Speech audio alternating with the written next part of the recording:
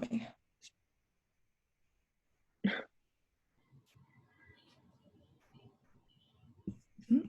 Okay. All right. Hi, everyone, and welcome to our Creator Community Cocktail Hour. The hosts today are the Chirpyest team. Again, most of you have met us already. I'm Jordan. I'm the social media manager.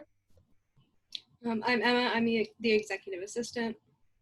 I'm Bianca. I'm the marketing assistant. And today we're really excited because we have 4 amazing co-hosts. Do you guys want to introduce yourself and just tell us a little bit about yourself? Eileen, let's start with you. Hi everyone, my name is Eileen. Thank you to the Chirpyest team for having me here. It's really exciting to have this kind of event. I'm based in New Jersey, but I also travel to New York pretty frequently, so I'm located both in New Jersey and New York. I guess I'm a minimalist fashion content creator and lifestyle creator, and I'm just really happy to be here with all these other amazing creators today. Thank you. Michaela, do you want to go next? I just admitted. I apologize if I have bad Wi-Fi. I am using hotel Wi-Fi. But hi everyone, my name is Michaela. I do and focus on all things basically everyday fashion, colorful fashion, beauty, and some lifestyle. I'm based in Phoenix, Arizona, but I have a busy traveling summer. So right now I'm in Colombia, and then I'll be in Hawaii and Europe. So I probably won't be in Phoenix until August, but that's where I'm based out of. And I just graduated from my master's program. And besides that, that's it. Awesome. All right, Tariana, you want to go? Okay, I'm Tariana.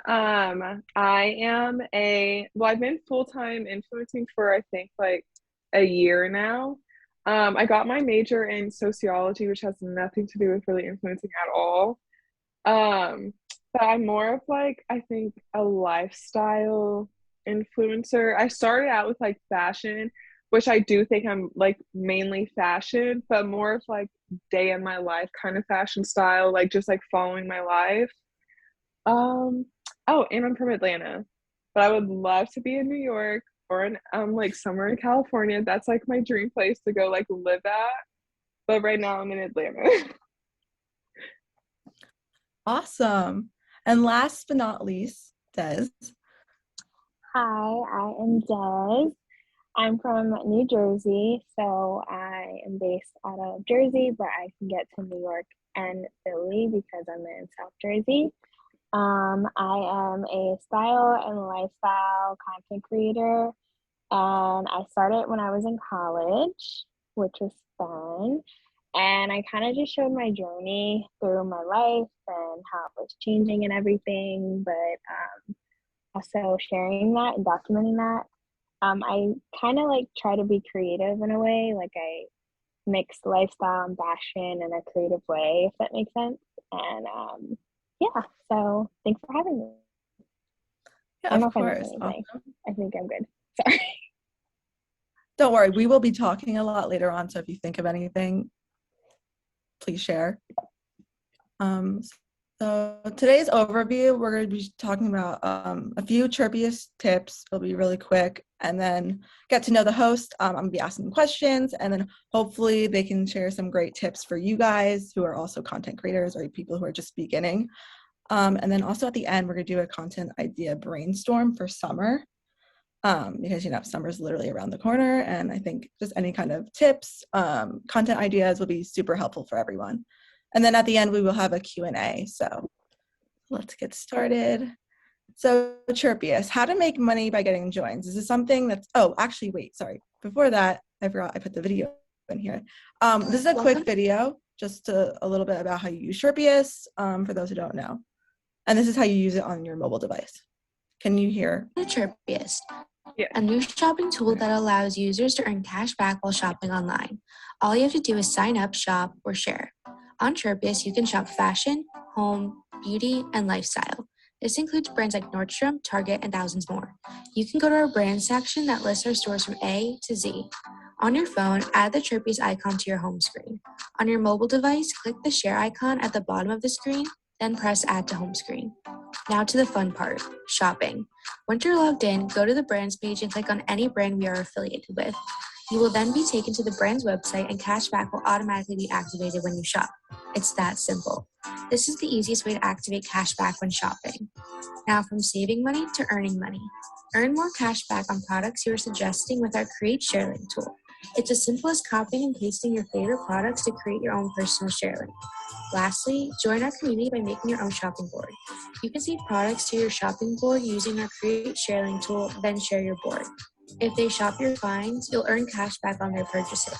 You can also connect your shopping board to your Instagram account and other social platforms.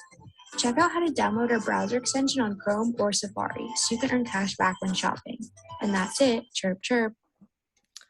That is voiced by Bianca. I can't like look at you guys when it's playing, otherwise I'm gonna laugh.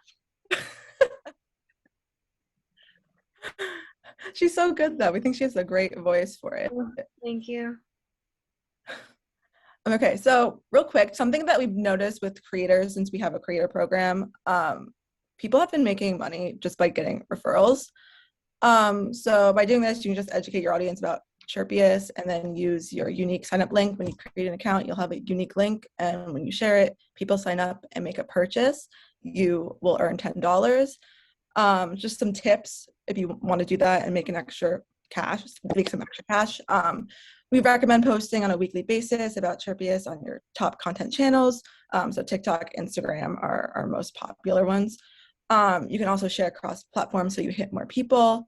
So you can do TikTok, repurpose on Instagram, and then also repurpose on Pinterest. And then also do a call to action by adding like a sign up link, or even do your shopping board and then referring people to create their own shopping board. And also tag Chirpyest and hashtag Chirpyest. This is a case study, just so you can see how much you can make. We've been working with Claire Liz since it'll be a year in July, I believe. And so what she did is she posted one Instagram reel and then one TikTok. It was the same video. She just repurposed it, and she got 77 signups in about, I want to say like 6 days, and she made $770. So that's like a nice little chunk of change just for making one video. So if you guys want to try that, go for it. We would appreciate it. So I just wanted to share that with all of you because I thought that was interesting. And then just so you guys know, this was in July when she did this. So she had about 40,000 followers on TikTok, and I believe it was about 12,000 on Instagram. So just to give you an idea. And then just the benefits of Chirpyest. You can earn $10 for everyone who joins using your unique link.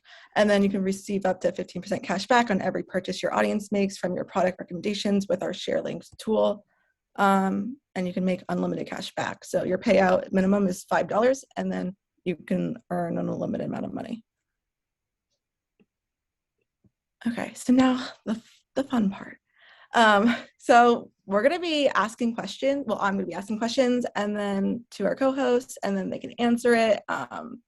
Also, if you guys want to ask each other questions, I want this to be a fun conversation because we are all content creators here, and I want, as Tariana was saying before, there's no gatekeeping. We want to share information. We want everyone to grow and be successful. So the first question, this is like my icebreaker. Describe yourself as a content creator in 3 words. Does anyone have one first? Who wants to go first? I'll pick. Tariana, you want to go first? I knew when you said you're gonna pick, I was like, I know I'm gonna call on. Okay, wait. So myself at like 3 words. Mm-hmm. As a content creator. Gosh, as a content creator, yeah.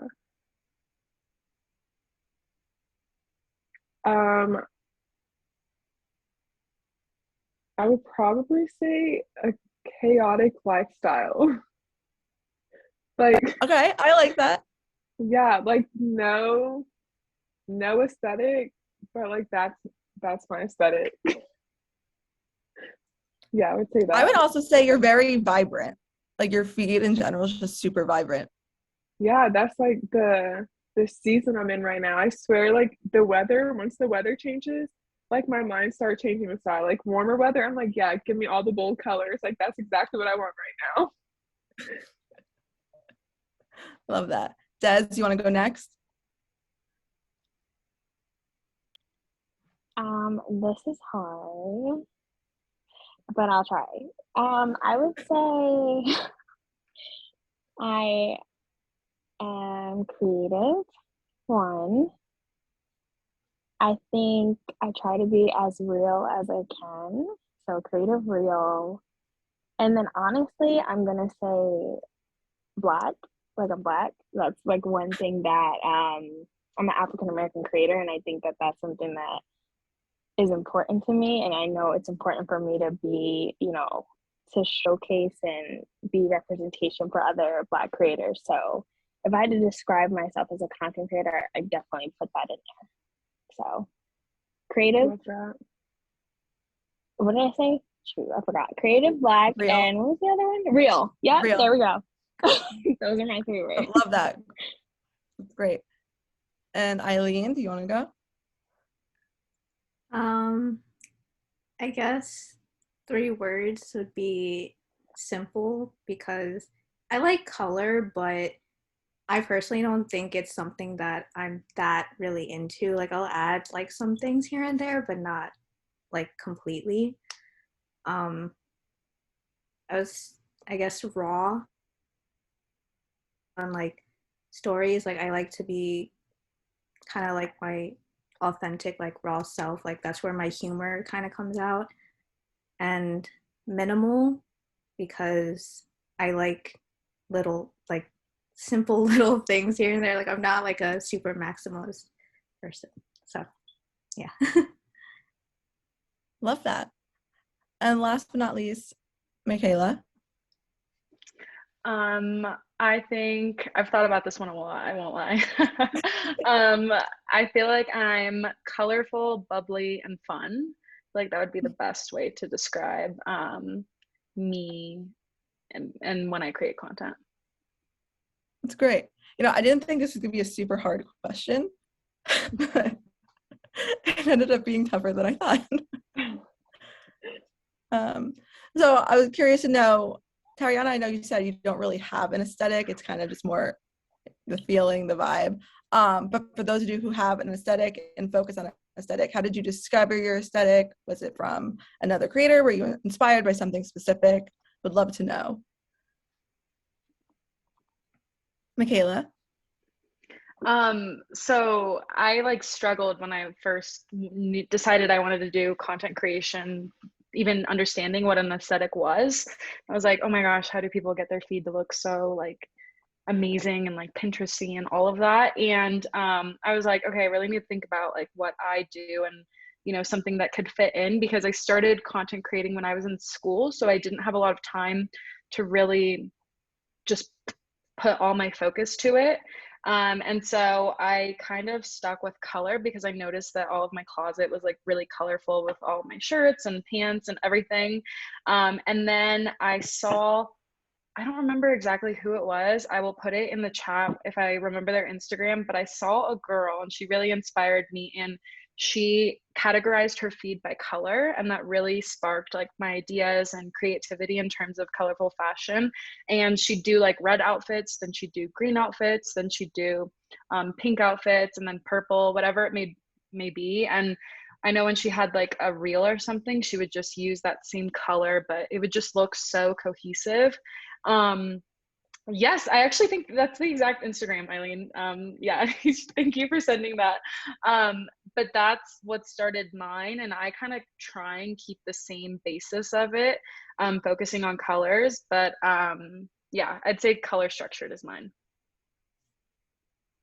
Yeah, I love your feed. Your feed is so like pretty and colorful, and it always like makes me happier when I see it. Does anyone else? Yep, Des.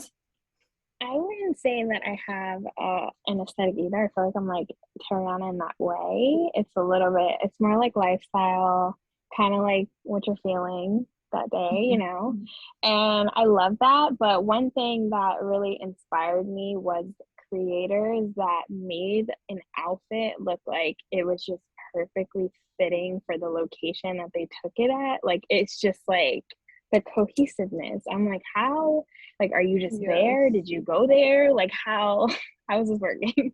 So I wanted to master that, and I studied. Like, I tell people all the time when it comes to being like content is, if you want to get better, you have to actually study it, but in a healthy way. Like, don't compare yourself, but get inspiration and try and understand like how these creators are taking their pictures. Like, what is matching, what's not matching, what looks cohesive and what's different, and how do you want to be creative. So I saw that and I was really inspired by that. It was like lifestyle, but almost like perfectly placed lifestyle, if that makes sense. So that's what really inspired me, which is super creative. So yeah. Awesome. Anyone else want to go? Did everyone go? I think everyone went, right? Yep. Okay. On to the next. So when did you become a content creator and why? Did it just happen organically, or did you really want to become a content creator one day? You just woke up and created a profile. Who wants to go first? I'll go first. Yep. So I became a content creator probably back in, so like probably like 2020, but I was like, originally I was just like creating content for fun, because all throughout high school I would show up, like I took best dressed very seriously in high school. It's like, I'm showing up best outfit every day no matter what. And so when I got into like college, I just still kept taking pictures of my outfits, but like I would follow like bigger influencers, and I was like, oh my gosh, it'd be so fun to do that one day. Like, that's so fun. But that's like before like influencer like was like even a thing. It was just like a girl with a bunch of followers. So back in 2020, the thing that like got me started on this was I posted a picture and I tagged Aerie.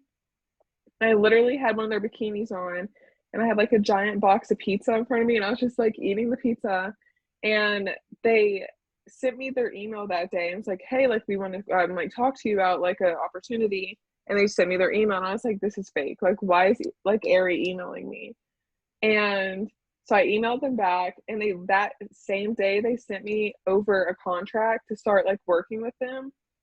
And then they sent me like a box of clothes, and I was like, what is this? Like, I'm getting these free clothes. And that was my first ever collab. And that was like my first ever like paid thing. So like my first collab was like a big payment. And I was like, oh my gosh, like I'm getting paid. So they put me on their website for their new collection. And then they put me on their social media, on their Instagram. And I remember waking up and I had like 500 new followers. And I was like, I thought my account got hacked. I was like, why am I gaining followers? Like, I probably had like maybe 1,000 followers, or like around 1,000. I was like, why am I having people follow me right now? And then like after that, branch just started like reaching out to me to like collab and send me stuff. And I was like, wait, I'm like, I can make money doing this. Like, people want to send me stuff. So all throughout college, I was like doing it for fun, just to get clothes. So like I didn't have to like pay for clothes. And then like once I was getting like, after I graduated college, that's when I was like, okay, like I'm not doing this for free anymore. Like, I have to start getting paid. So I started like doing like paid collaborations. And then I started working. I modeled for like Pure Vita. So they flew me out to California for a photo shoot. And then Arel Swim, they flew me out to Miami for a week for a photo shoot. And that's when I was like, oh, like I'm only doing this. Like, I'm going to figure out a way to make this a full-time job. So like at first my parents were like, are you sure you're going to college? Like, because they're like, you were supposed to go to grad school. Like, what are you doing? And I was like, no, I'm going to try this. I was like, I feel like I could get something out of this if you guys just like let me just try to do it. So that's what really got me started with Aerie. It was all because they just reached out to me, and that's when I was like, oh, like I'm doing this. Like, this is what I'm supposed to be doing. That's great. And I love Ari, so that's amazing. Yes. So I'm just confirming, you are a full-time content creator now? Yes, I do it full time. And so once I started doing this, my sister-in-law, she owns two businesses, and her Instagram, like her feed looked like trash, like absolute trash. And they both accounts had like maybe 1,000 followers, and it was her business page. I was like, I joked and I was like, your page looks like Dollar General, but I was like, if you let me run your Instagram, I can take your page from Dollar General to Whole Foods. And that was back in July, but she didn't even have 1,000 followers. And now I got her account to almost 120,000 followers. And they have doubled their income. So now they're making over six figures versus what they were when I started. And she was like, how are you doing this? And that's when so once I saw I can do business accounts, that's when I started like running. Now I run 3 business accounts because I was like, oh, like I could do this. Like I can run a business, like a social media, like I can grow a business faster than I can grow myself. Because it's so much easier, I think, personally, to grow a business page because you don't have to get the person to like you. You have to get them to like your product, which is so much easier because like as a content creator, you have to get that person to like your personality, your style, what you look like, what you wear, like all of this crazy stuff. So yeah, so I did completely everything full time last July. Wow, so it's gonna be your year anniversary soon. Yeah, next month. Does anyone else want to answer how you became a content creator and why? Yep, Des. So I started in 2018, so it's been a while. And I started when I was in college because I really wanted some type of creative outlet. And honestly, I did want to be a content creator. Like, I wanted this to be my job. It was my goal to be a full-time creator by the time I graduated. And I graduated in 2021, and I am a full-time creator, and I was when I graduated. So that was my goal. And when I first started, I did not know anything about aesthetics. Like, I didn't know anything about this life at all. And it took me years, probably like, I want to say maybe a year or two to get like, no, probably like a year to get my first collaboration. And honestly, I don't even remember who it was. It was like a smaller business, and I don't remember right now. But my first like notable brand that worked with me was Neutrogena, and I was really excited, and that was like one of my first key collaborations. So I'm really grateful for them. And yeah, so I wanted this to be my full-time thing. I actually mainly get most of my deals from content creation, not really sponsored posts. Like, I create content for brands behind the scenes more than I post about brands on my actual page. So photography, my style was even bad. Like, my feed back then is embarrassing. Like, I didn't know anything about, you know, this life at all, but I just kept working and I kept trying to meet people and put myself out there. And even though I'm embarrassed by the stuff I put out before, I'm glad I did, because you really can see like on my page like how much better I really did get. Like, I tried my best to get better at creating content, and now I work with like Nordstrom, and I work with Nike, and like I have all these brands that just want my content, and it makes me so proud to know that I didn't know what I was doing like when I first started this, and now you know, people actually want to see my stuff on their websites and things like that. So I'm self-taught. So yeah, that's how I started. And I just started because like I said, I wanted to create about when I wanted to do my job. But growing up, like, I watched YouTubers all the time. Like, I don't know about you guys, but when I saw the YouTuber life, I was like, so influencing is a thing. Like, these people get paid. I was like, wow. So my first people that I watched in the influencer world was always YouTubers, and I was always fascinated by their lifestyle. So I just wanted to try and get into it myself. I can totally relate with the YouTuber influencer lifestyle. Yes, there was a point where I wanted to be a YouTuber, and I attempted it, and then I realized. Didn't we all? We all did. Yep. At some point. That is now deleted off the internet, so do not even bother looking for it because it is embarrassing. YouTube is hard to keep up with. I tried it last so year. hard. I tried vlogging every week, and I'm like, you don't understand how much time you have to put into vlogging. and editing. So I'm like crossing that off. TikTok and Instagram it is. Yeah. I'm gonna get into YouTube eventually, but I'm telling you, like, if somebody makes No. it on YouTube, I'm like, you You're are a big. creator. Like, Yes. you are But like if you amazing. yes, like if you have the extra money to set aside to have somebody else like edit your videos, that would be good. I would do that. Yeah, But I I'm would not too. doing that right now. Yeah. Michaela or Eileen, do you want to answer how you became a content creator and why? Yeah. Michaela, yep, raise your hand first. I started the same way Des. I was a YouTube fanatic growing up and in college. I think it was when we hit COVID. I was starting to get bored and I was like, oh, I don't have another hobby. I don't know what to do with my time. And so at the beginning of 2020, I was going through some pretty bad anxiety and I knew that I needed to find like another outlet to use my time with. And I was like, okay, I'm gonna start taking photos. It was really random. I think it was like a Wednesday. I was like watching a Netflix show or something. That's all I remember from it. But I was like, I kind of wanted to start taking photos and using hashtags in my captions. So that next day, I took some photos on a tripod and I started integrating hashtags because I was so self-conscious of using them on my feed. I remember I started using like 5 hashtags in my caption and then I moved to 10 and then I moved to 15 and then I moved to 30. But that started at the beginning of 2020 around in February, I think. And I was doing that for about a month. I was posting probably like twice to 3 times a week. And then I got reached out by NYX Cosmetics. That was the first brand I worked with in terms of like a paid collaboration. And I was like ultimately like in complete shock. I was like, how do you know me? Why do you know me? Like, let's do this. And it was an ambassador program. So it was for like half a semester for one of my college years. And that really started everything for me. After that had happened, I just remained posting consistently. And then I was just getting contacted by a lot of different brands. And I just saw the opportunity of everything. And I remember that year of 2020, I met so many other content creators who were doing the same thing, not like physically, but I met them like virtually, like online and everything.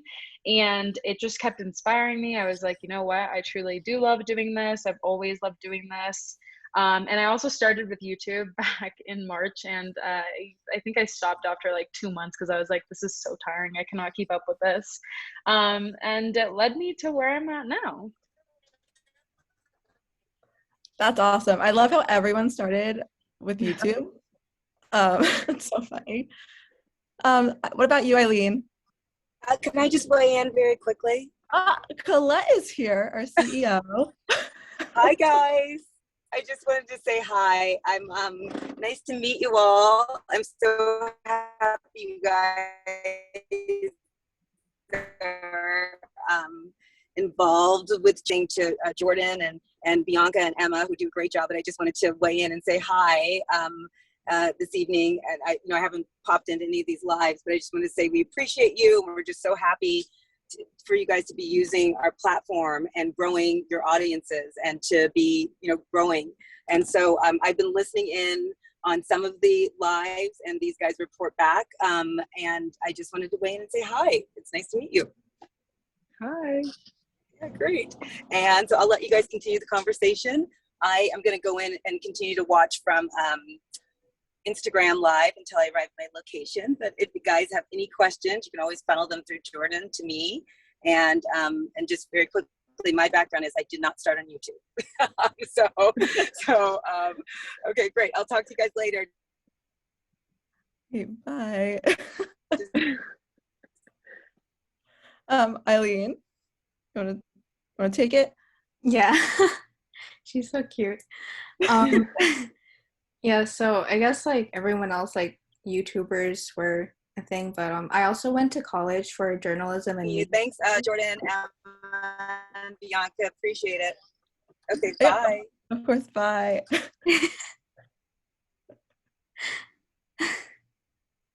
I think she was frozen for a minute. Yeah. Is she so? Okay, I think you're good. Okay. Yeah, so I studied journalism media studies in college, so I was always kind of immersed with media. But I went to college during the pandemic, so like when spring break happened, I had to move back home. And I kind of thought that was like the perfect opportunity just for me to experiment with social media, kind of like as a resume builder, I guess, just to see like where it would go. And I also really love the idea of like connecting with other people from different areas of the world or different areas of the country. So I kind of just started like taking pictures and like randomly like hyping up like other girls on social media, like saying like, like I really loved like their outfits and everything and like how, open they are. Like I saw a whole different side of content creating than like what so many people were used to. And yeah, I just started building like a little community and like friends from like all over the country, like mainly in California.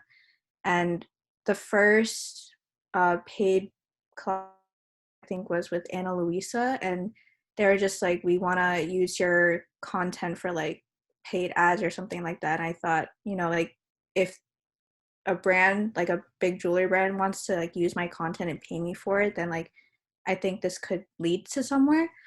I'm definitely not a big creator. Like it's not a full-time thing. Like this is something that I do part-time. It would be cool to do full-time, but right now it's still mainly as like a community builder and just something that I like to do for fun. But because of the image that I've created, I was actually able to kind of use it in my resume and was able to land jobs with it. So yeah, it's actually how I got the job that I have now as a social media manager for Lizzie the Label. So even though it's not like how a lot of other girls would use social media, like I just used it as something that I could use as like a portfolio. Yeah. Yeah, that's great. Yeah, I love that. I love that you mentioned a resume builder because that is definitely one of the reasons that I utilized it too when I was in college. In 2019, like before the pandemic, I put it on my resume and I wasn't going to, but I was going for this job at Five Below, the corporate office of social media position there. And I was like, let me just put it on there just to see if it'll get their attention. And it definitely did. And that was like kind of all they talked about in the interview. And they were just like, oh, you're perfect. Like you seem so fun and bubbly. And I'm like, how do you know that? And then I was like, oh, well, I put my Instagram. That's why you know that I'm fun and bubbly. So it really does help with resumes. And I definitely tell people if you want to get in like the social media field, have your own social media because it probably will help. Yeah, honestly, like a lot of my friends also, because they saw that I was doing content creating, and like not gonna lie, like when I first started, they did kind of make fun of me a little bit for it. But then like as this whole field kind of grew, they saw like the things that I did and like how impactful social media was. So like then they asked like, do I put social media like in my resume? Like how do I even like add it in? And I think it, like if you do want to do social media, like you can definitely add it to your resume as some like a brand builder, like something you do as like a side project, because I think a lot of companies like to see that you do something on the side rather than like going as like main internships and stuff like that. So yeah, I think it's definitely helpful if you want to like add it in like somewhere like as a portfolio, and like if you want to work with different companies. Yeah, I agree. I mean, I think it makes people look like they're ambitious and creative and, they're not just at home watching Netflix, like, even though I do. I already finished Stranger Things, by the way. Yeah, absolutely. I love the idea of putting it on your resume. I think that's a great idea. I also did that. I'm a foodie, by the way. I have a food Instagram. So I put it on my resume and got some jobs. By the way, everyone, if you want to put your Instagram handles or TikTok handles in the chat so everyone can follow each other, I think that's a great idea just to network. Yeah, all right. By the way, you guys answered a few of my future questions, so just it might get repetitive. So what's your favorite brand to work with? I know a lot of you, none of you answered this yet. You said your first ones. So what's your favorite brand that you've worked with? Michaela, yep.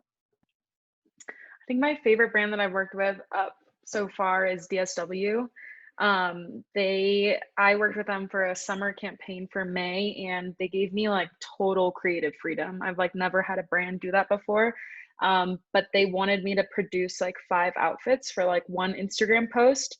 And they said to just have fun with it. And they gave me like a whole creative brief and everything, of course, but it's like really cool to be able to like have such a strong say in like how the photos were going to turn out and everything. And they had great communication regarding everything. That's a great one. Anyone else want to go? Still thinking. Okay. I think my favorite brand that I've worked with is probably either Arel, just because I have like a really strong, like I've built like a really strong relationship with them. So like I've been able to like work with their whole entire team. Like I just think they're an amazing brand to work with. And also Steve Madden. I love Steve Madden and their whole team. Like their PR girl, they're just like so sweet, and they like build like a relationship with you. Like so they're either so I just remember one day like I came home and they just like sent like a surprise package just because. So they had like their whole entire team like sign a little note, and like they all just put like their little names and sign like cute little notes. So I think that like it's either Arel or Steve Madden are my 2 favorite brands that I'm working with. Great. Yeah, I love both those brands. Anyone want to go next? If you don't have one, it's okay. Don't stress out about it. I would say, sorry, I thought I had it. I would say I really do love working with PacSun right now. I love them. I've worked with them over the last couple months, and like they're just so sweet, and they really like my content, which I appreciate, and like they express that. Because sometimes I work with brands and I'm like, they're like, okay, good. I'm like, did you like it? And they'll use it on something, but so I'm like, I guess you liked it.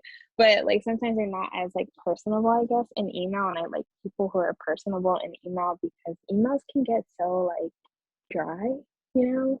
So they're just really nice, and they really express that they like it. And so I love working with them, and they give me complete creative control too on all my content. And they're also not like so specific about the deadline. Sometimes that can just be kind of frustrating in navigating that with other partnerships. I'm like, okay, like, you know, I know you want it this day, but I also have that going live on the next day. So sometimes when there's just like a little bit more freedom as far as when to post, just like a time span, I really appreciate that. I love working with them, and I also really like working with Princess Polly. I love their clothes.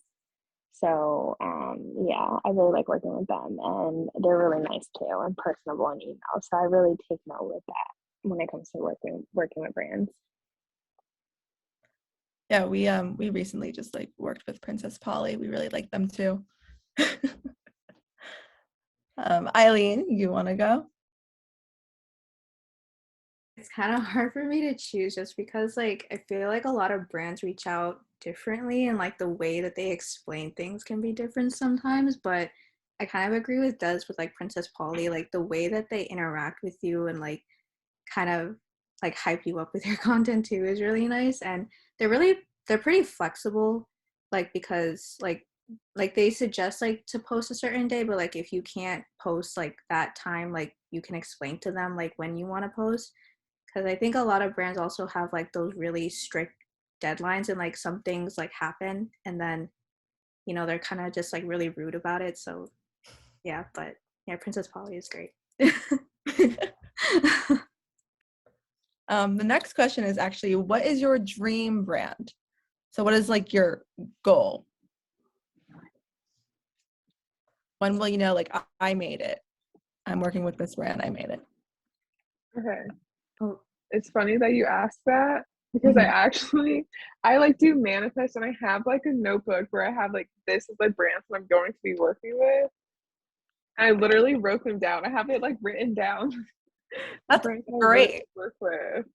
So I guess, do we just like say all of them? It's not like a lot, but it's like 8 of them that I'm like, these are the ones that I want to work with so badly.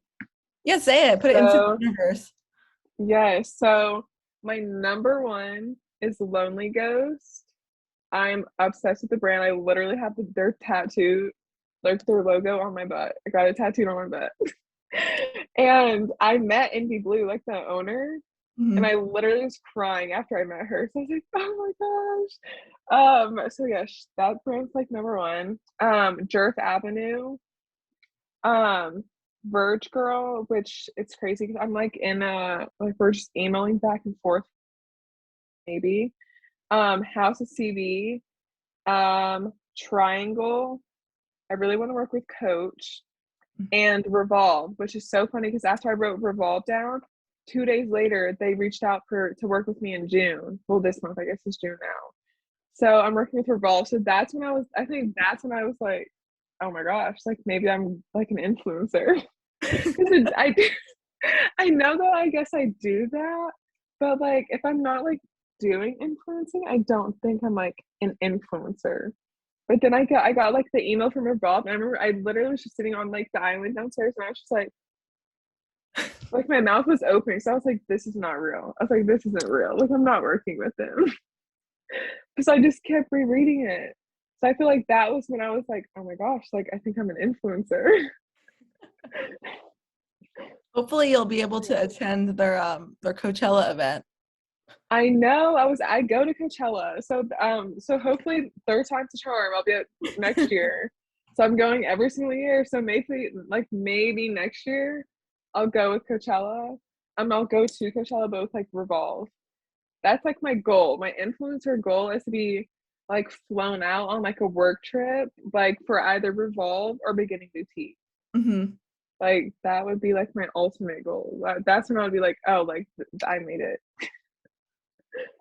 Those are all good brands. Yeah, we'll see. Who's next? Who wants to share their dream brand? Yeah, Eileen, yep.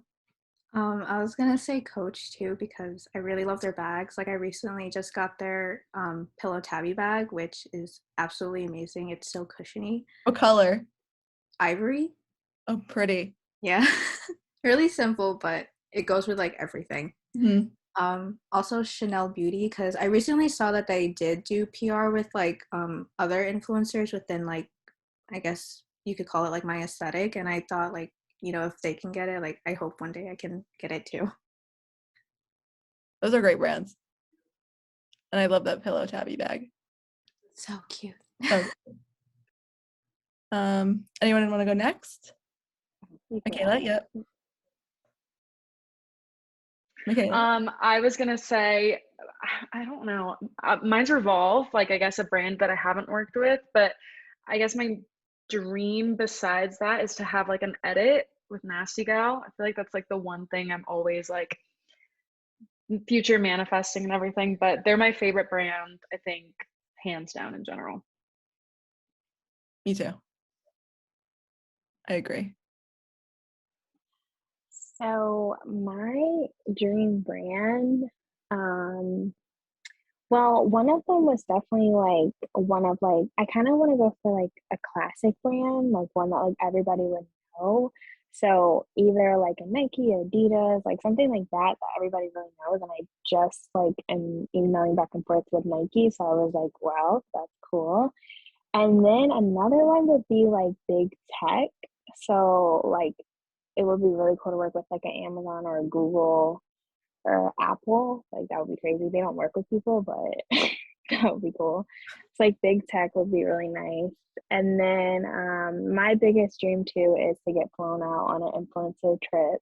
I really want to go on a brand trip. That's a big goal of mine. And then also to model for a print ad.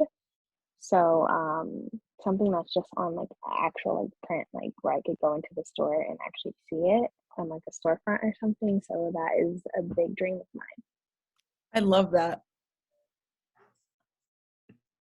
Okay, the next one. I want you guys to rank these platforms for you guys, for like each one of you on like how well you guys do on that individual platform from best to worst.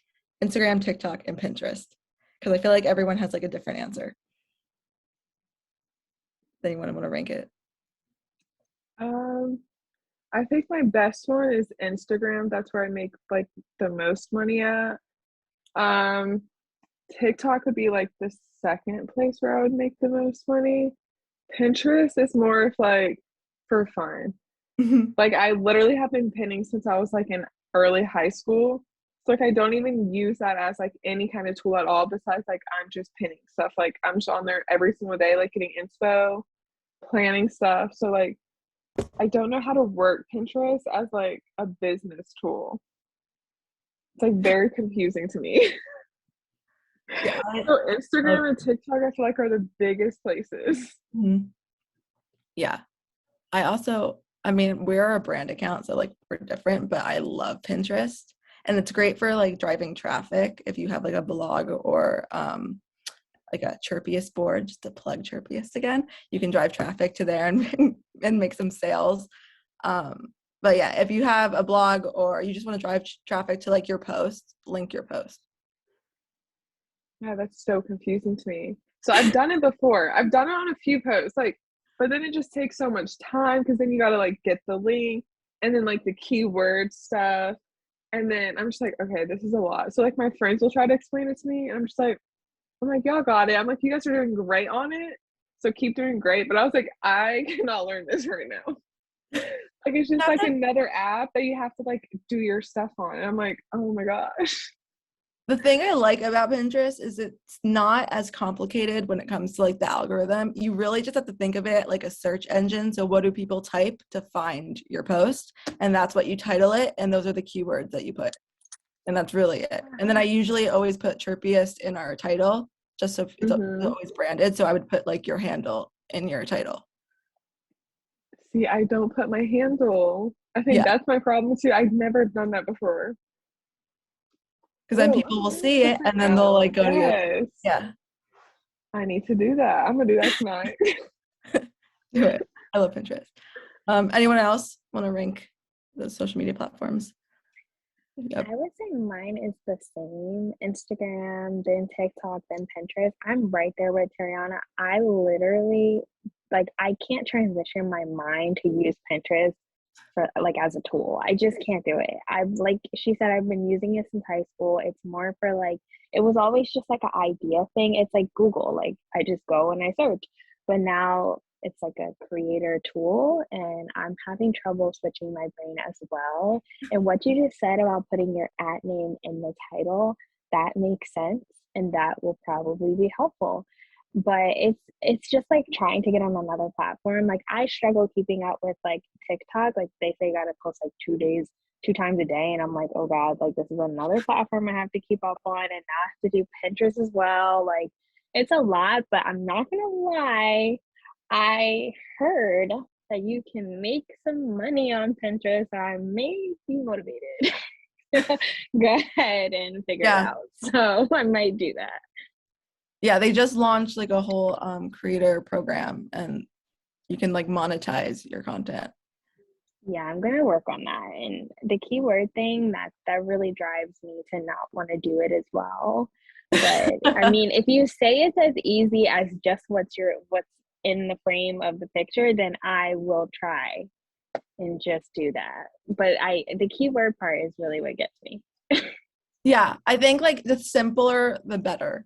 So like literally do like summer fashion and then like describe your photo and then like your handle.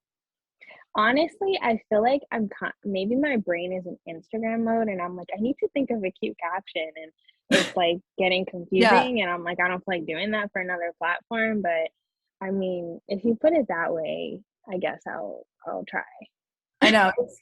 All these platforms are so hard to keep up with. I mean, like I have Bianca doing TikTok, which it's its own beast in itself, as you guys all probably know. Joyce said it's so much I love, but I love Pinterest. I've been growing on there more than Instagram. Yeah, I mean, some people find success on Pinterest. So I definitely recommend trying it if you haven't already. I'm basically a Pinterest stan at this point. Does anyone else want to rank the platforms? No one said TikTok first yet, which I think is interesting. No. The thing about, I'm just gonna chime in. Yeah. I did not put TikTok at first because the people on TikTok, they're ruthless. They do not care what they put in the comment section. And I'm like, yeah, I'm a strong person, but some of the stuff these people say on the like in your comment section on TikTok, I'm like, no, I don't want to do this no more. Like, y'all are mean. Yeah, people are ruthless on TikTok. I Yes. want to grow on there and I want to be like a TikToker. And I have like 20,000 on TikTok, which is more than I have on Instagram, but it was just Oh because my of like gosh, one or that's a two. lot.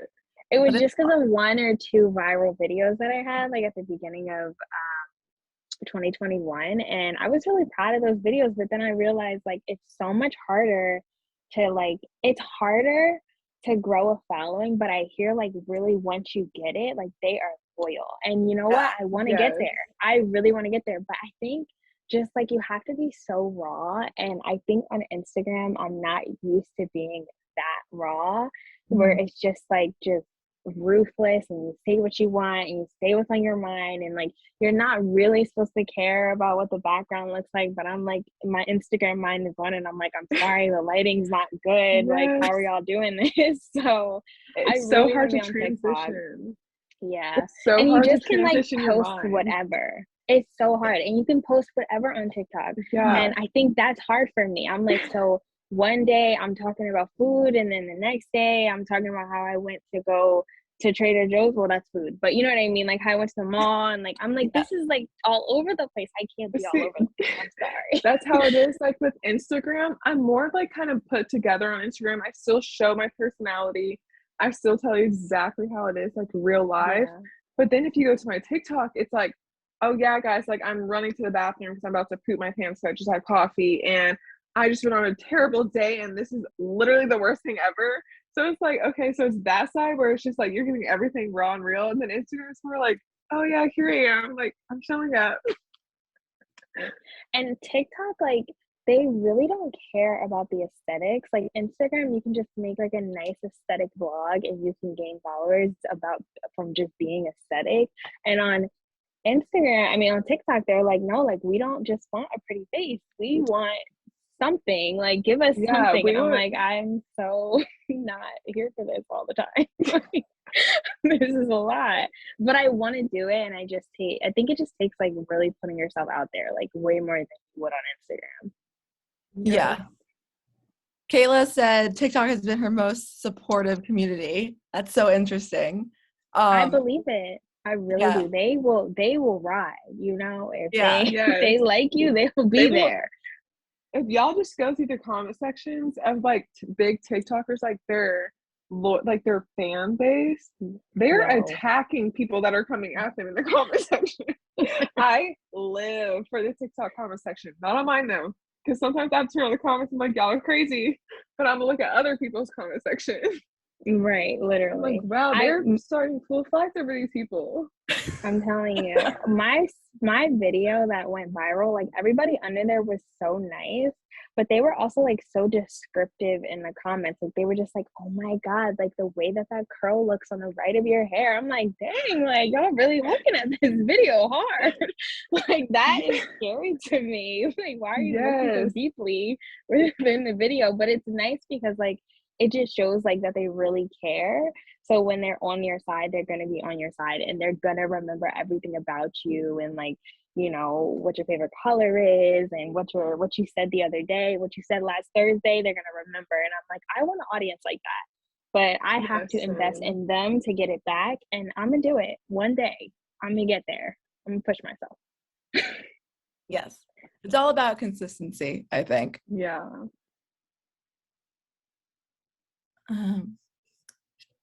Eileen, do you want to rank? Sorry. I was actually gonna put TikTok last, only because I think kind of like what everyone else was saying, like it's kind of a lot of work. Like you have to post really consistently multiple times a day to technically grow, but it's also the aspect of being like super raw. And honestly, I'm trying to do that with like more talking videos, but like what everyone else is saying, like being stuck in kind of like that Instagram mindset, like I've been like doing it for like over 2 years, you know what I mean? So like that mindset is still gonna be there. And yeah, I also just think Pinterest, I'm not that big on Pinterest either, but I do find that it's a little bit more easier and like simpler to kind of grow, because like idea pins is such a useful thing. Like you just like put in like all these different tags, like they just do the tags for you. You tap it and then like your page can like grow to like over 1,000 views, or like over 10,000 views on like a pin in like an hour. Mm-hmm. So it kind of just like, it's almost like Instagram, like the image is still like the visuals are still important, or like even like a random video is still important. But yeah, I think it's just, how do I put it? I know I say simple a lot, but I think it's just more simpler and less time consuming than TikTok. Yeah, I agree. And I mean, you guys already have all the content on like your Instagram, so it's just like repurposing that content. Yeah, like just putting in the link, and then like you just have to tap, and then like it already has the tags ready for you that they readily allow you to use. Because I think with idea pins you can't really input certain tags. Like when you type something, like they have like this whole kind of like section for you to choose from that relates to the image and like the content you want to post. So I just think it's a lot better for a lot of people, like if you want to grow quickly too, if you don't want to like post so much like on TikTok like every day. I agree. Moving on. So what is your process as a content creator? Do you have a social media strategy, or do you just do everything on a whim? Do you schedule your posts? Do you batch content? I'm just curious because I feel like everyone has their own process. Michaela, do you want to go first? Yep. Yeah. So when I was in school, my strategy was like so much different than versus what it is now. But now that I'm in summer and I'm just doing one summer class, I typically like batch shoot my content. I probably do batch shooting twice a week, and I try and do 3 to 4 outfits like each time I do it. And in terms of scheduling post, I try and do 5 to 6 posts at least a week, and I try and do just alternating between a reel post, reel post, reel post. And then in terms of social media strategy, I try and engage 15 minutes before and 15 minutes after I post. And then I'll repin everything to Pinterest. And then I'll try and make sure I'm like responding to my DMs as much as I can and just interacting with the feed. And I still use hashtags. I know a lot of people don't use hashtags, but I use hashtags, and I get a lot of impressions from my hashtags. So that's something I know that not a lot of people do. And I also do alt text. I feel like that's something I really would like everyone to know. I don't know if it helps. I know the hashtags helps because you can see like the amount of views and impressions you get from them. And I get probably about like 10 to 20,000 impressions from like just hashtags. And I think it has something to do with my alt text, but I'm not sure. But I know like when the algorithm changed, I don't know if I'm pretty sure you guys know what I'm talking about, but a lot of people started to use like keywords in their caption, like daily outfit inspo, summer inspo, all that stuff. And I put all those words in my alt text in each photo that goes on. And the first photo of whatever carousel I'm posting for the alt text, I'll just describe what the photo looks like. It'll be like girl holding a coffee, smiling, looking down, wearing red dress with platform Converse, blah, blah, blah. Like it'll be so descriptive, it'll be like annoying. And then the other boxes will have those keywords. And I don't know if that stuff works, but I noticed that's when I started doing that, I started to hit the explore page like a lot. So I think it has something to work. So just like a food for thought tip. Oh, that's great. I tried the keyword trend. I'm gonna call it trend in the caption, and it did not work for us. It was not. We were not going anywhere. So I went back. Same for me. Yeah. I mean, some people found such success with it. I don't know how, but it just did not like us. Yeah, same here. Anyone want to go next? Like, what's your process? Eileen, yep. It's essentially the same as Michaela's. Like I do like batch creating, so like at least twice a week, maybe at least like 3 to 5 outfits per shoot. And then it's always like a reel post. I've been testing out like posting a reel, and then after posting the reel, I'll post like a regular post. And for some reason it does work. I don't know why. I saw some other girl on TikTok do it. I don't know. I tried it. It kind of works a little bit. And then also the same thing with the alt text, like putting like a really descriptive, like being really descriptive about like the first image.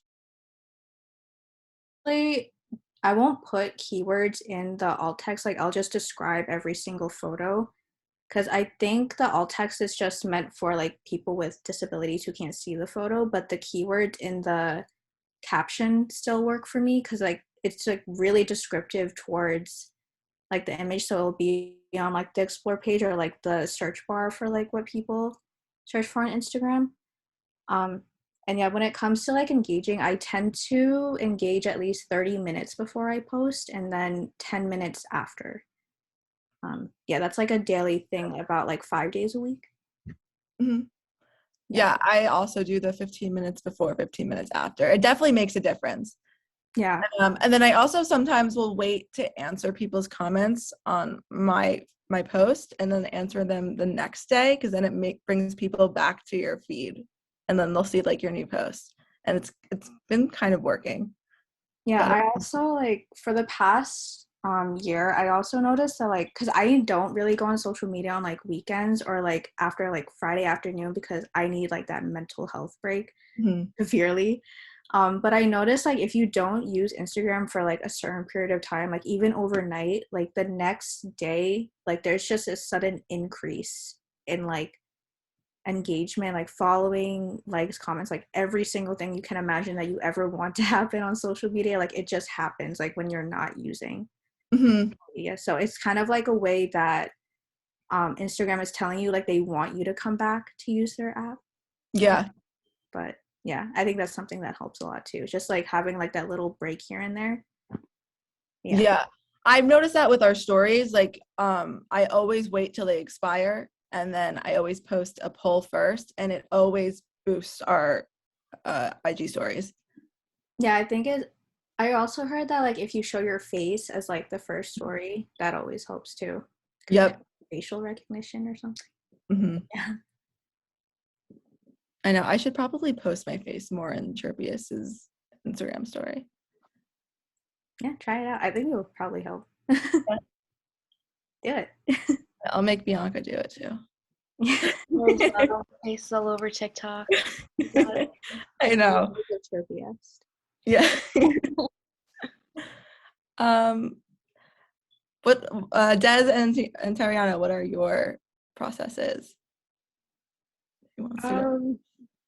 Oh, you go first. You go. Okay. I honestly, okay, so I don't have like a specific process. I don't like go off the whim, I would say, but I don't have a specific process. I shoot whenever I need content. I do shoot like 2 or 3 at the same time, but because I also, like as I said earlier, I have to create content for brands that don't go on my social media. Sometimes my actual social media page can like go on the back burner sometimes. So like I shoot that stuff first, and then I shoot the stuff that goes on my feed and stuff. So I honestly shoot like multiple times a week because it is my full-time thing. I shoot like, if I have to shoot every day in 1 week, I'll shoot every day. If I only have to shoot 2 days 1 week, I have to shoot 2 days, it kind of, or just 1 day 1 week. It just kind of depends. And also like Jersey weather is just, it's annoying. So it's very unpredictable. So sometimes it'll rain, like today it was like a big storm, and sometimes I can't get shooting. It's a mess. Yes, it's always a mess. So I kind of go off the weather. Like if it's nice on Thursday and Friday and it's raining every other day, I guess I'm shooting on Thursday and Friday. Like that's just how it works when it comes to my shooting. So I guess a lot. I shoot multiple times a week. And then as far as my strategy when posting, I don't really have any when it comes to like a specific time to engage and stuff with other people. I just try and do it throughout the day. I'm really bad at comments, but I do try and I respond to my DMs like every day. Like the best way to get in contact with me, I tell my audience all the time, is just send me a DM and I'm gonna get back to you. So yeah, I do that, but I do try when it comes to posting to always have a Instagram story out with my face. that day, like my post will always perform well. If there's a story up that has my face in it, my posts always perform the best. So I try and do that. So, and also when it comes to hashtags, I still use hashtags too.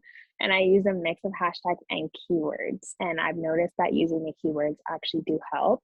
I did try the alt text one time and it didn't work. And it didn't work for me. So I just put like a mix of hashtags and keywords in the first like comment under my caption. I don't like putting it in the caption. I don't know if that's like, I don't know. I feel like it looks bad when I put all that in the caption. So I just put my cute little caption. And then after in the first comment, I'll put hashtags and keywords. That's so interesting because whenever I put our hashtags, like I agree with you, I don't like the hashtags in the captions, but whenever I put them in the comments, it doesn't work as well as when I put them in the caption. So I've always just put them in the caption from now on. But it's Yeah, so I think I it's see some people like do put it in the comments and they do really well.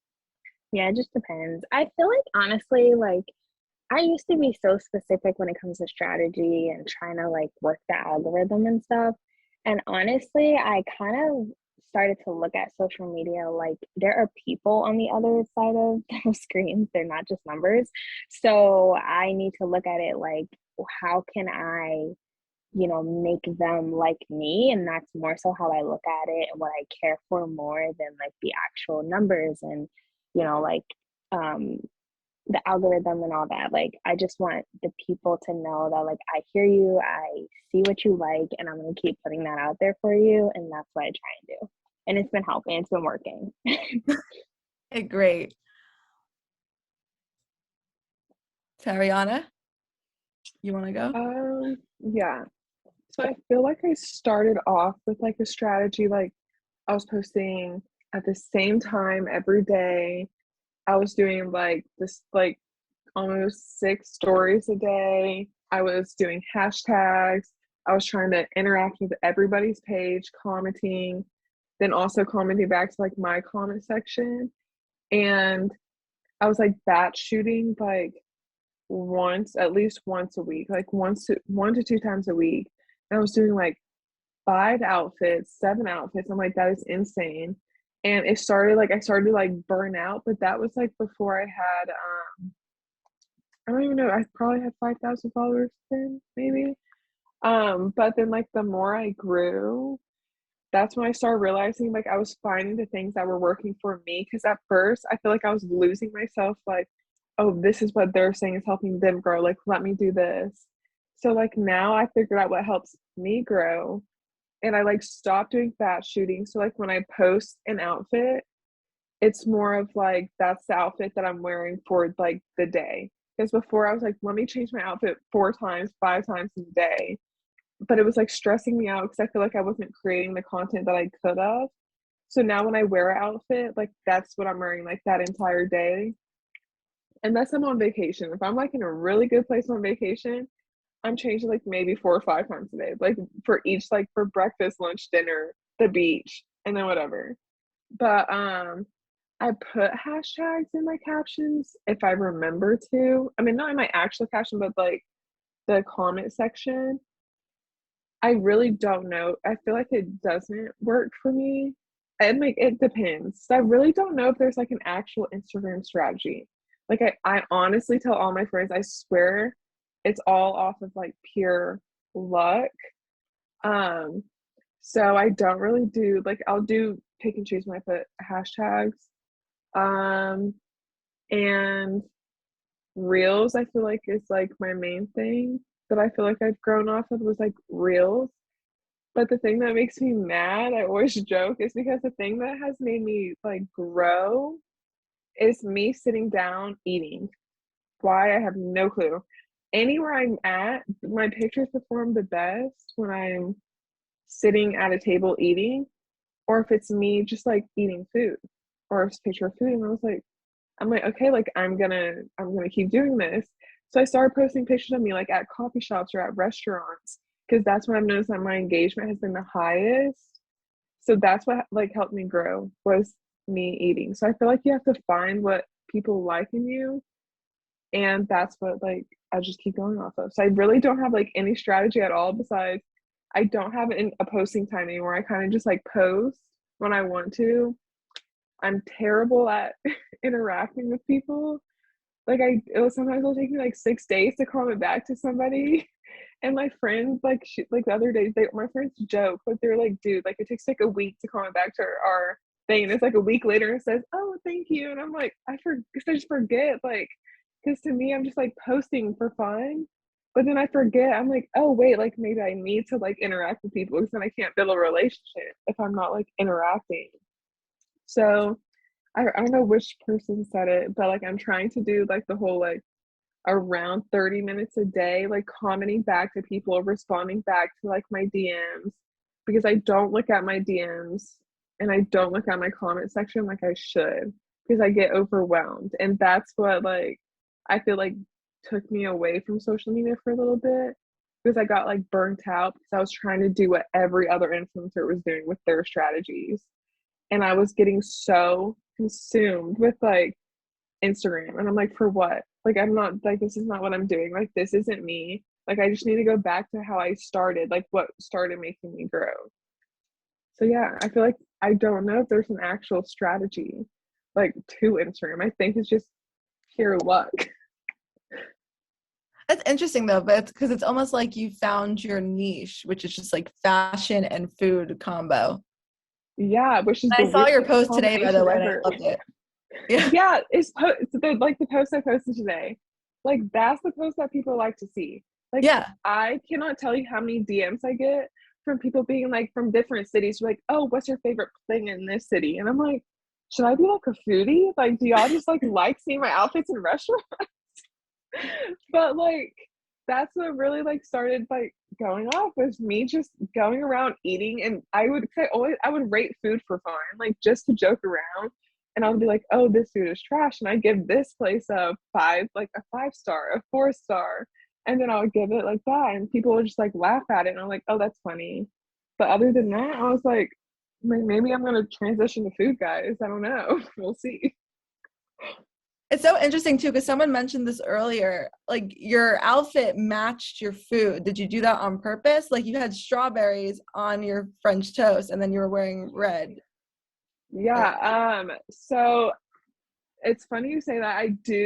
If I do go somewhere, that I do plan my outfit like to what I'm getting. I'll look at the menu before I go. I'll know what drink I'm getting. But like I look at the overall vibe of the restaurant. So if it's like a cafe, I was like, oh, I'm going to a cafe today. Like, let me throw a beret on. Like that would be kind of cute. Like just something like to go along with like the theme of the restaurant. And I feel like that has helped me a lot too. Like if I'm going, like the post that really like back in December, that's what like really kind of like helped me. Like I posted a reel and a post in December, and I was in this cute little coffee shop in DC, but everything in there was white, and I knew that. So I was like, but they had plants. So I'm like, I'm wearing like a green fur coat. So I was like, that's just gonna make me stand out. Like I'm gonna have a green fur coat in an all white area. And I got avocado toast because it was green. And I was like, this is perfect. So I literally posted that, and my whole entire reel was me with like green. And that's like what like that like blew up and almost got like 1 million views. So within that month of December, I grew like over like 5,000 followers. So like I do pick my outfits based on the food I'm getting. And I'm like, is that like a thing that people that's my strategy? Maybe it's like it's me color coordinating my outfit with food that I'm eating. So maybe that is some strategy. I think that you're onto something, because I think it's visually appealing to the eye. You know, like it's easy to like visualize. I guess it's just like posting like savable content is what I've noticed. Like not just like posting like, I feel like it just depends on like the audience that you're targeting. But like I just think posting like savable content, like relatable content that other people can easily like create. Because like before, when I first started influencing, I was like saving content that was like, there's no way I'm gonna be able to do this. Because some people go like out of the world to try to get like one picture. But I was like, I can't do that. But like something as easy as like posting a picture like drinking like a coffee like at a coffee shop, anybody can recreate that. Like it's Mhm. so easy to do. So it makes it achievable for like other people. Yeah, I think you're onto something with that. So I like yeah, I look I forward to definitely more. agree. I Yeah. definitely agree about the savable content. I think that's like definitely what I said about like people, like the cohesiveness when it comes to colors and everything. Like people really yeah, like that. And if it's savable in a place that like a lifestyle place that people can actually find in their own areas. Like I shot at a yeah, record store and I'm like, you can find a record store in your yeah. like area. I promise you, you have one. Just look it up. And people like stuff like that. So I try and do savable content too. Definitely my strategy as well. I think that's something everyone should maybe take a note of. Maybe Yes. start matching your hats to your strawberries. Something so simple as that, I swear, Yeah. makes your picture look so different. Like Uh-huh. I had red strawberries, so I had cherry, like a cherry purse and like a red beret, like in my post today. Like something so simple will make your pay, it will make it look like you tried, but like without trying. So it just looks so Yeah. casual.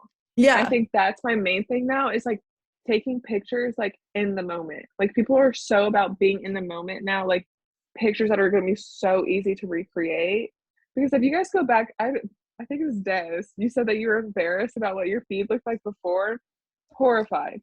If I could go back and delete all those pictures and archive them all, I would, because I'm embarrassed. But I'd like to see where I came. But like before, I was doing like everything so like extreme, just to be like, oh my gosh, like that. It was just so bad. If you guys go back and look, it's so bad. What's that saying? It's only cringy until you're successful, or something like that. I think it's a good motto to live Yeah, by. that's it. That's what that motto is for me. Yeah. It's not good. So I believe this is our last question. What's your number one tip for someone who's just starting out as a content creator? Michaela with the outfit change, everyone. True to literally me. I would say my number one tip is staying authentic to yourself. I feel like it's such a hard thing to do, but don't try and I like pulling inspiration from people is everything. I do that every single day, but I think there's been times even when I've remotely felt like I've been copying people, but I think there's a difference between copying and like putting your own spin on something. So trying to stay as true to yourself and just differentiating yourself in the slightest way would be my biggest tip. That's great advice. Anyone else have advice? Yeah, Des? Oh my God. I think I just stopped my video by accident. Mine is, it's my biggest tip ever. Create more than you consume. Like I live by that. It's the only thing that gets me through being a creator because the way I will consume so much content and just start comparing myself to everybody else, like Kayla, I think you just said that about like, you just ending up like copying people and you don't mean to and you don't want to and you want to just be yourself and you don't want to feel so like it can just make you feel so icky when you just consume so much content when you're a creator because you just start comparing everything that you do to everybody else, down to like your outfits that you wear, the content that you create, your videos, your reels, your TikToks. I need to make more TikToks. I need to create more reels. Like I'm not doing enough. Like you just consistently feel that way. So I always say create more than you consume. Just focus on yourself. Whenever I start just focusing on me and my creativity and myself and my audience and paying attention to what they want to see and just creating more of that and also having fun with it, I notice growth because I'm just focused on myself. Like I'm not even focused on anybody else. It's just me. I'm in my own world.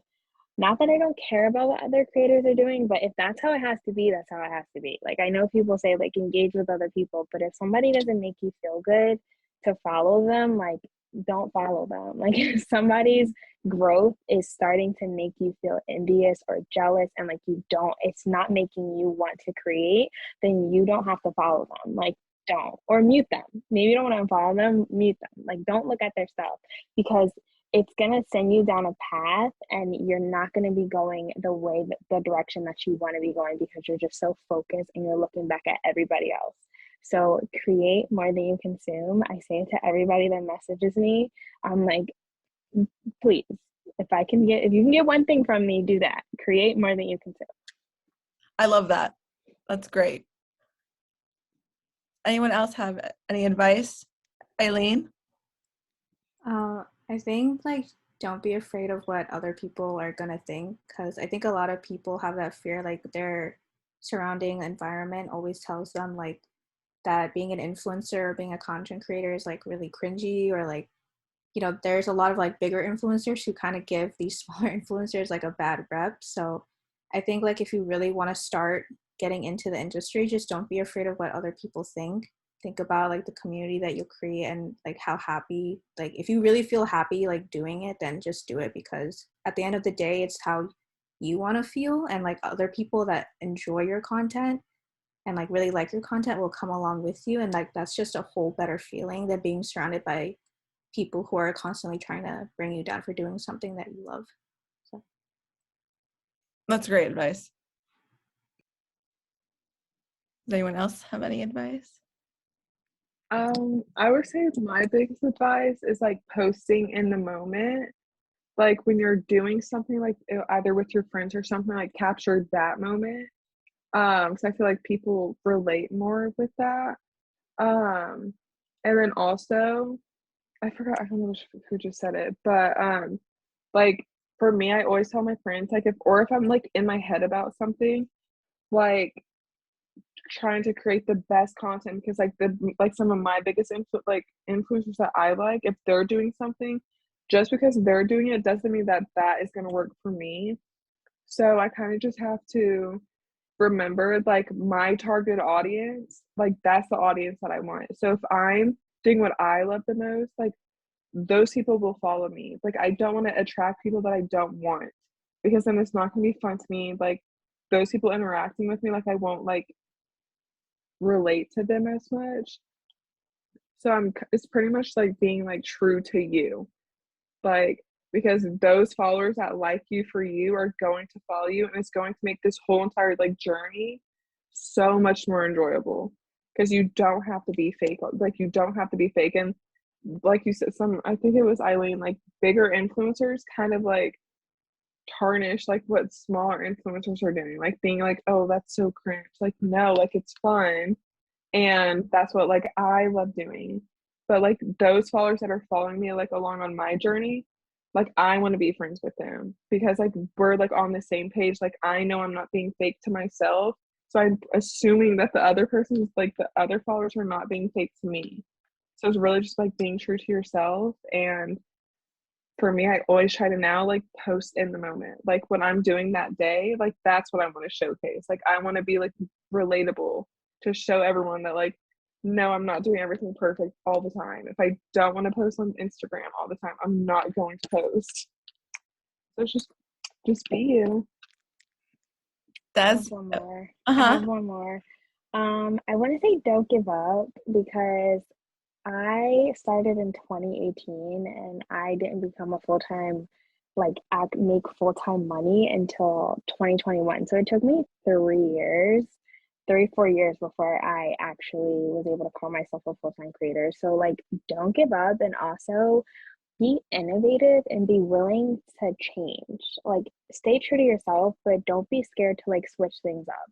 Like if it's not working, like try something else. Like that's one thing that I really kept doing. Like I kept trying new things until until that one thing stuck and I was able to keep going with it. So if it's not working, if you see like, okay, people aren't really, liking this too much, let me just try this other thing, or let me try this, like don't be scared to like be innovative and try new things. Like you never know what's gonna work. Like you might, like Tariana said, like matching your hat to your strawberries, like it might be something so small. Like you literally don't know what it's gonna be. It could be you making fun, maybe you're like really funny, or you're like good at acting, maybe you try one of those voiceovers or reels. Like you honestly never know what it's gonna be. Like just try and have fun with it. Like don't like stick to one thing.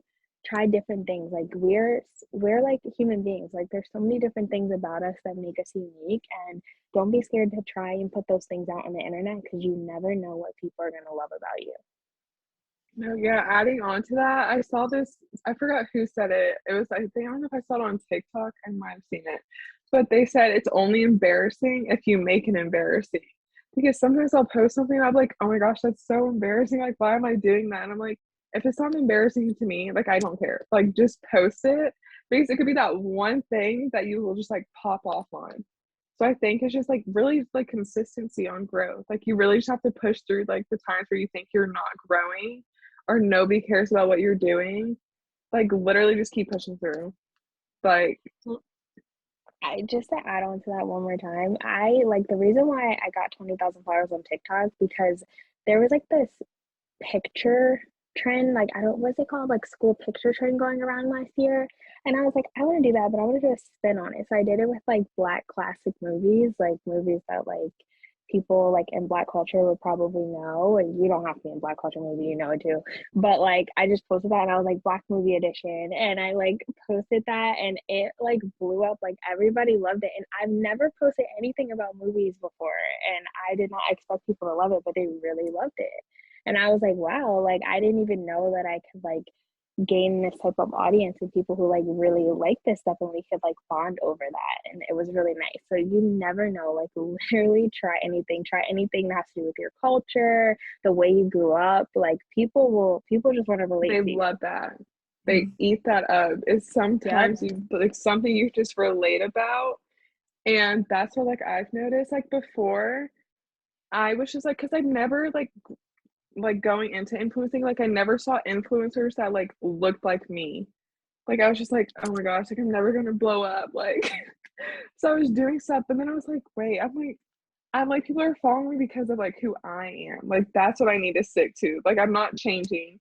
My hair is not gonna change. My skin color is not changing. And my personality is not changing. My body's not changing. So like if they're following me because of like who I am. So that's just like you got to really just like take what you already have and then run with it because that's what's going to take you off. Literally.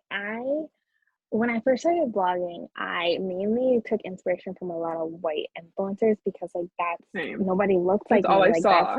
that's all I saw. So I was like, I'm just gonna do that. And I'm just gonna be a black person that recreates it, which is like totally fine. But I realized that I was almost like trying to gain an audience of people who didn't look like me. And it wasn't intentionally, but that's what I was trying to get. And I realized that like I wasn't relatable. Like I wasn't completely relatable to people who don't look like me. And then when I started to like gain more followers for people who look like me, brown and black skin, black girls, like I realized I got more messages of people who were like, no, like you are so relatable. You are such an inspiration to me. Like you like look like me and you're doing all these things that other, you know, white creators are doing. And that is so inspiring. And I'm like, no, like I felt so like just so much more fulfilled. And it felt like I was doing something for like such a bigger purpose, like just showing people, especially me, because I like didn't grow up with money. So the thing, like being in this influencer world is just crazy. Like the people that are around me that I grew up around just look at it like they've never seen anything like this. Like even just little things like going to cafes and stuff, like growing up, like we couldn't afford that. Like these, you know, like little cafes with like $12 sandwiches. Like I did not grow up with that. So people seeing like that they can attain that and they can attain this this lifestyle, whether you have money or not, whether you're black or white. Like I like showing that too. I'm like, and I say it all the time, I'm like, I didn't grow up with money, I didn't grow up around this. I'm telling you, like I didn't. And you can, if you didn't either, like you can achieve this aesthetic lifestyle, this romanticized lifestyle. If you want it, you can do it. And I try and show people that. I love that. That was amazing. I don't even like know how to like follow up that. That was so good. Literally mic drop. I agree. Yeah. That's one thing I love about social media is like you get to see other people's perspectives and just like learn and, you know, like things that you wouldn't be exposed to. It's just, it's one of the better things about social media. I'm going to move on to the brainstorm. This will be quick. I know this is a long digital event, but you guys are having great conversations. So just things to keep in mind in June. It's LGBTQ Pride Month. So keep that in mind. National Best Friends Day is June 8th. So if you want to take some cute pictures with your friends. Nature Photography Day is June 15th. Juneteenth is on June 19th. Father's Day is June 19th. So if you want, for Juneteenth, if you want to support like some Black brands and add them to your shopping board, you can do that. Father's Day, you can make shopping guides and add them to your shopping board, and that's a great way to drive sales. It's the first day of summer, June 21st, which I'm really excited about. I love summer. Summer's my favorite. My birthday's in August, so I love summer. Same. When's your birthday, Jez? The 26th of August. I'm the 6th. Wait, I know so many people. It's crazy how many people I know with that birthday. Like, oh my God, yes, 24th. Oh my God, yes. But yeah, the August 6th, I don't know what it is. I have like literally like my boyfriend's grandmother, my sister-in-law's mom, my boyfriend's granddad. Like, it's crazy. Like my best friend from high school, then my boyfriend's best friend. I'm like, August 6th? Listen, it's ridiculous. Isn't it crazy how you can just meet so many people of the same birthday? Like, Well, that's so weird because I don't know. See. I only knew one person with my birthday. I know about 6. So yeah, you have a popular day. Good to know. I should celebrate with all of them. Go out. And then on June 21st is International Day of Yoga. So if any yogis are in here, take advantage of that day. Post some cute yoga outfits too. And then these are just some ideas that I know are popular during the month, so you can also keep these in mind. So travel, weddings, swimwear. Swimwear does really well during summer. Sneakers, sandals, matching sets, anything beach related, and then drinks. So like Tariana could be holding a cute cocktail. Those do really well for me. Guys, I'm telling you, go do some restaurant pictures. I feel like it would help you. Everyone's feed next week is just going to be like restaurant after restaurant after restaurant. Yeah, do it. I'm here for it. Vibrant prints are really in for summer, and they also will look really good in photos. And then does anyone else have any ideas? Just want to brainstorm things that you've done last summer that worked really well. Yeah, Michaela. I know like monochromatic looks always like do super well in summer with like bright colors, and I know crochet was pretty big in spring, and I think it's just gonna get crazier in summer. And like bucket hats for sure. Mm-hmm. I'm on a mission to find a good bucket hat. And those like platform sandals. Everyone's been wearing those. Yes. Those everything I own is platformed. Yeah, exactly. Same here. Has anyone, so in 2020, obviously, nature was really big as far as like the Instagram like content goes. Does anybody notice that like nature is not that big anymore? Like being in a field, like looking like you're like in grass. Like I feel like it's frolicking. Like I feel like nobody cares about that anymore. But maybe I'm stuck in 2020 because I still think it's really cute. Like I want to go strawberry picking and take a picture doing that. Mm-hmm. You know, but I want a mix of like city and that. I feel like it's like it's coming really back with pretty the walls.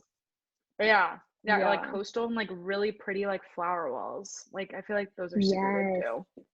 Yeah, flower walls and like I think city, but I forget who just said that, but like industry city, like that seems like that's like kind of big right now. And even like Tariana with like sitting at coffee shops, like kind of looking like you're more like with other people. It's just funny how like social media goes with what's going on in life. Like everybody's out and about, so social media kind of wants you to show like you're out and about with other people. Like they don't want you to be alone in a field.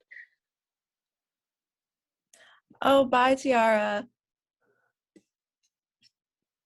Bye. Eileen, do you have any ideas? Honestly, I was gonna say industrial and city because I think we're kind of leaning towards like, you know how like everyone's going on like vacation, like travel is more open. So I think a lot of people like going out to eat and then like visiting like different cities across the world. But honestly, I still see people frolicking in fields. Like that's all over my explore page. So I still think that's a thing, but I guess it's different for I feel everyone. like if you interact with it, that it shows up more on your stuff. See, that's the thing. I never see any photos anymore. So like I want to like I only see like reels of like people like literally being in the city. So but then like on my explore page it's all like frolicking flower fairies. It's like the total opposite. So like I don't know what's happening, I but still see a lot. What is Oh, sorry. I was just gonna say I still see a lot of like picnic stuff, like people yeah, on picnic, like that stuff. that's really big right now? Yeah. yeah. I think I Like think like my explore page is filled with like drama, like Kim Kardashian, Pete, and like Euphoria. Like I'm looking at it right now, and I swear it's been like this for almost a year now. I'm like, do I need to stop interacting with the Kardashians? I can stop getting like Euphoria stuff. Like I'm like, that's all my feed is like my explore pages. So I don't see anything. It's literally what you interact with, because the Yeah. other day I was looking for nail art and I was just like going randomly on people's nail art pages, and then all of a sudden my entire explore page is nail art, and I'm like, I don't want to see this all the time. I was just trying to look for No. it for that day. And so I've been trying to like wean it out, but it's still there. And I'm like, oh, and cakes. I was looking up, I don't know, I'm obsessed with pastel cakes. They are so cute. Like with the flowers and like, I don't know, something about those aesthetic cakes. They're on Pinterest. oh I my god, love like them. those And I was mini just, cakes that like every yes, the mini cakes, they're they're so so cute. cute. And I was like interacting with those and going on somebody's page that like shows all those cakes. And now my entire explore page is those cakes. And I'm like, this is not giving me any inspo, but it is cute. Like it's not helping Yeah, me. like I hate that. I'm like, that's what I'm like. I'm always sending like funny pictures, like videos to like my sister, but then she's always like sending them to me, so I'm interacting with those all the time. So like, it'll be like a cat. Like, do you know that trend where it's like I'm sad and it's like somebody's face? Yeah. That's like all mine is filled with. It's like cats and rats, and I'm like, I always tell my sister, I was like, stop sending me funny videos, because I'm like, that's what's filling up my explore page and like my feed. I'm like, I'm not seeing anybody's pictures. You need another account for the funny I know. videos. I'm like, send me stuff to this. Right. That's funny. Anyone else have any ideas for summer? Just curious. No. No, travel's big, so keep that in mind too if anyone plans on traveling. I would say just like lifestyle, like summer lifestyle, summer bucket list vibes, like just having fun. People want to see you enjoying yourself and being out. I think that's honestly what I'm going to do this summer. So Coffee. I think it's not so polished, right? Coffee, wine tasting, strawberry picking, Yes. day in the city vibes. Even like if you could get an airport shot, things like that. Those are all good.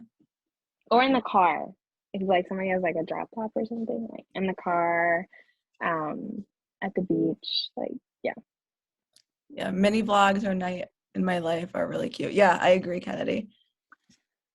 I just want to open it. Oh, Emma, do you want to just do this real quick, and then we can just open up a Q&A?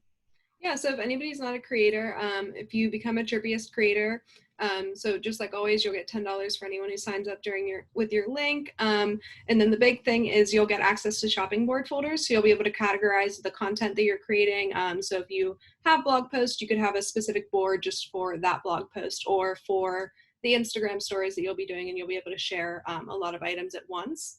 And then we also have a sales and promo spreadsheet. So every week on Friday, I update that with about like 70 to 100 sales that are going on that week. So that's very useful to use within content. If you're promoting an item and you have a discount code, they're more likely to purchase. And then I also send out some tips every 2 weeks. So my email's there if you'd like to be a part of the community. And does anyone have any just like questions for the hosts, for Chirpyest? I know we covered a lot of information. Yep, Emily. So I have a question. So I was looking at all your guys' Instagrams. I absolutely love all your different aesthetics and your style, everything. So I have a question just about, probably just like growth in general. So for me, I've been doing this since 2016, and Like, I swear, it's like one step forward, 100 steps back. Like, I'm literally at 2,700 followers, and I've been like in the same realm for like since probably 2018. Like, I just cannot grow. And like, I know like someone said it was luck, and like I do feel definitely that's like I use hashtags. I think I have a pretty good aesthetic. I don't know, but like I just any tips on growth would be super helpful just because I want to take it to the next level. I just graduated college, but it's like not hasn't been growing, and like I don't know. I would say, oh, sorry. You could go. You go, Des, you can go first, and then Michaela will follow. Okay. I would say, like, see what your audience likes the best, like, what performs the best on your page, and try and, like, keep doing that. Like, don't switch it up. Like, just keep doing that, whatever they really, really like. And also, I would say, like, oh my God, I think my AirPods are dying. Can you guys still hear me? Yeah. Yeah. Okay. I would say, like, try and switch it up in some type of way, because like if you feel like it's not working, like try and like do something completely different, or maybe hone into like being more like vulnerable or being yourself or something, because you never know, like I was saying earlier, like what's gonna like stick and what's gonna like get you on the explore page and stuff. So that's what I would say. Thank you. Thank you. Michaela, do you have any other ideas? I think Des pretty much touched on it. It would just be to like review the analytics and like really see which posts have been performing best. Trying so many different things, like maybe try and create a schedule, or maybe try and recreate like your most top performing post, like I literally just said, sorry. And just know that like growth is never linear. I know for me, I go in like phases a lot. I'll see a lot of growth in a couple, like for a couple weeks, and then I'll go through like a dry period almost where I almost like am declining. That's totally normal. It's more of just pushing through like the algorithm, I think. But like Tariana said, I don't know if there is an algorithm or anything. I think it's just constantly pushing content out there and just reviewing what does best and trying to recreate that. And I think always trying to remember to create kind of like save worthy content is my biggest thing for me personally with my aesthetic. And that's what's helped me grow the most in terms of just more people seeing my stuff. But yeah, just know that growth isn't linear, and there are just days where it literally like sucks, but to just push through that and to keep going would be my advice. Thank you. I would say that the biggest thing for if you were trying to grow is like really kind of like posting more reels. If you're trying to grow your Instagram, like consistently posting reels, but like even doing reels that are like popular. Like I know like even like photo dump reels, like those do so good when it's just like quick pictures from like the month of June. So you can easily go do that like when you hang up, get all your pictures from June, make a quick reel, and like anything with the sound that's like an arrow pointing up, use that sound, and even put like a little word that says like May, like May photo dump, like, or just photo dump or mini vlog. Those I feel like do so well. But you're going to reach a point to where it's just like stagnant growth. Like there's nothing going on. Like, and that happened to me when I got to around like 5,000, and I was like, I'm never growing. Like it has been at 5,000 for, I swear, like I think it was like that for like 6 months. I was like, no, I'm not influencing anymore. Like this is not fun. But that's when I started just like posting for fun, and that's when I was doing like reels. Like, so I feel like that would be the biggest thing if you're trying to grow, is doing reels, savable content, not focusing so much on like your aesthetic, because I think like everybody's feed is like their own aesthetic. If like how I said I have no aesthetic, my aesthetic is no aesthetic. Like I'm posting in the moment. So like mine would be like in the moment aesthetic, like, but like everybody has their own thing. So I would literally just keep like posting, pushing through your little thing that you're going through, because you're going to have that point where you just stop growing and it's like weird, but it's really just off of luck. And I think your best way is to keep posting reels, because you will get there, trust me. Keep doing it, and staying consistent. And I promise you, you're going to get there at some point. Thank you so much. I would say Yes. also like try and collaborate with another creator at your size that's like in your area. Yeah. So like maybe you guys can like do a picture together and stuff like that. So I would say definitely connect with other creators that have the same following as you and like also creates the same kind of content with you, and just reach out with them and be like, hey, I'm in your area. Do you want to grab some coffee and take some pictures together or whatever? And like you'll be surprised. People will be down for that. Like people will. Like you would definitely be surprised how many people. And don't feel weird. Like I definitely get reached out to. I've done the reaching out. Like, you know, don't be scared to connect with people. And if you go somewhere, if you travel somewhere, try and connect with those creators too.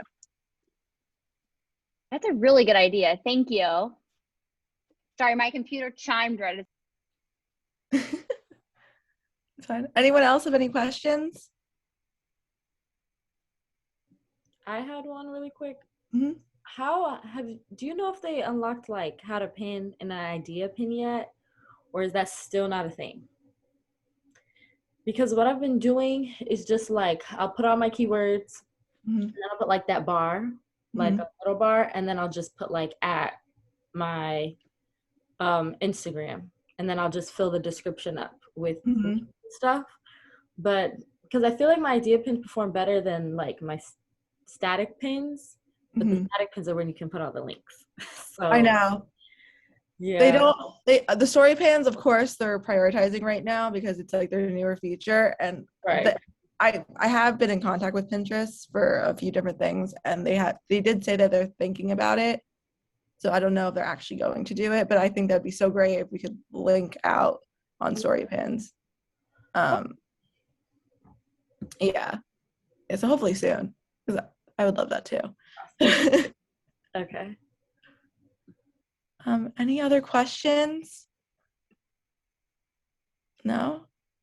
All right. Thank you guys all for so much for coming to our digital event. I think this was really, really great. We had really great conversations. I hope this was helpful. Again, we did record this, so we will put it on our YouTube channel if you want to like go back to it at any time. I want to thank our co-hosts because you guys were really awesome. And this was our first time having multiple co-hosts. And I think it went really well. So yeah, thank you guys so much. Have a great rest of your night. Thank you so much, everyone. Thank you. Yeah. Make sure to follow each other. Yes. Have a good night. Good night. Good night. Bye.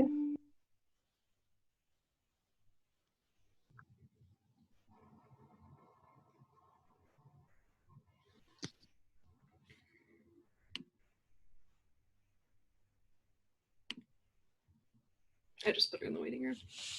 I I have to stop.